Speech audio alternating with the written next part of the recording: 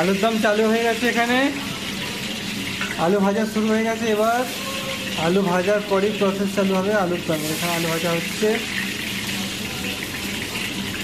তাহলে সবগুলো কি একবারে দিয়ে দেবে?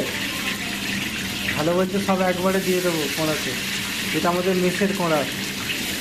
জল একবারে না দিলে কিছু দুবারে বললে কিছু আলু সেদ্ধ হবে, কিছু আলু সেদ্ধ হবে না আলুর দমেতে, ওটা লোকে খেতে খারাপ লাগবে।